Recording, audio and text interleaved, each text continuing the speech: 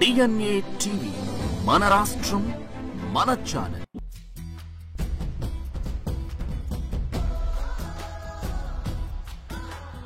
మహిళా దినోత్సవ శుభాకాంక్షలు ప్రపంచం అంతా కూడా జరుపుకుంటున్నారు.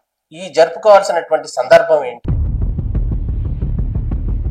ఎందుకోసం ఈ మహిళా దినోత్సవ శుభాకాంక్షలు? వర్క్ కి ఈక్వల్ పే ఇచ్చేవాళ్ళు కాదు. మగవాళ్ళకి అయితే ఎక్కువ జీతం ఇచ్చేవాళ్ళు, ఆడవాళ్ళకి తక్కువ ఇచ్చేవాళ్ళు.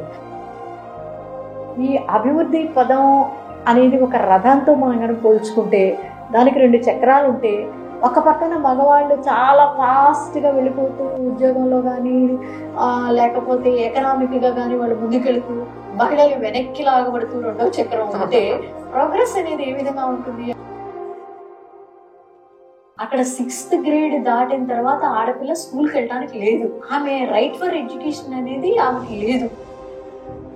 ఒక గర్ల్ చైల్డ్ని అబ్యూజ్ చేసినా, ఎక్స్ప్లాయిట్ చేసినా ఒక పనిష్మెంట్ కానీ ఒక శిక్ష అనేది అవతల వాళ్ళకి పడదు.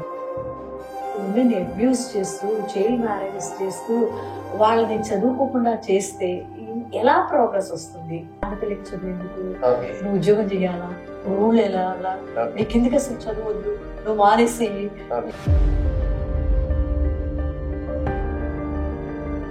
నేను ఆ రోజులోనే ఛాలెంజ్ చేశాను, ఉద్యోగం చేస్తాను, ఊళ్ళో చూపిస్తాను.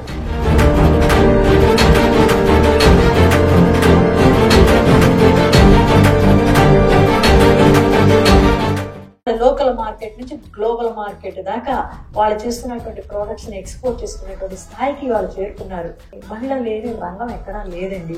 ఇప్పుడు మహిళా అడ్మినిస్ట్రేటర్స్ ఉన్నారు, మహిళా అకాడమిషియన్స్ ఉన్నారు, మహిళా యాక్టివిస్ట్ ఉన్నారు, మహిళల రైట్ల కోసం ఫైట్ చేసే వాళ్ళు ఉన్నారు, మహిళా యాక్టర్స్ ఉన్నారు, తర్వాత బాలీవుడ్ స్టార్స్ ఉన్నారు, మంచి బిజినెస్ విమెన్ ఉన్నారు, తర్వాత కలెక్టర్స్ ఉన్నారు, కమర్షియల్ సెక్టార్ లో రాణించినటువంటి మహిళలు ఉన్నారు, తర్వాత డాక్టర్స్ ఉన్నారు, డైరెక్టర్స్ గా ఎన్నో కంపెనీలకి ఎన్నో బోర్డులు హెడ్ చేస్తున్నటువంటి మహిళలు ఉన్నారు, తర్వాత ఇంజనీర్స్ ఉన్నారు, ఎకనామిస్ట్ ఉన్నారు, ఆర్థిక శాస్త్రవేత్తలుగా ఉన్నారు, తర్వాత చాలా ఫేమస్ ఉమెన్ ఉన్నారు, నోబెల్ ప్రైజెస్ తెచ్చుకున్నటువంటి మహిళలు ఉన్నారు, అట్లాగే నావెల్ గా థింక్ చేసి కొత్తగా థింక్ చేసేటువంటి మహిళలు ఉన్నారు, వాళ్ళలో సింగర్స్ ఉన్నారు, స్టార్టప్స్ పెట్టిన వాళ్ళు ఉన్నారు, తర్వాత సోలోగా అంటే ఒక్కలే ఈ జెట్ ఫ్లైట్స్ నడిపినటువంటి మహిళలు కూడా ఉన్నారు.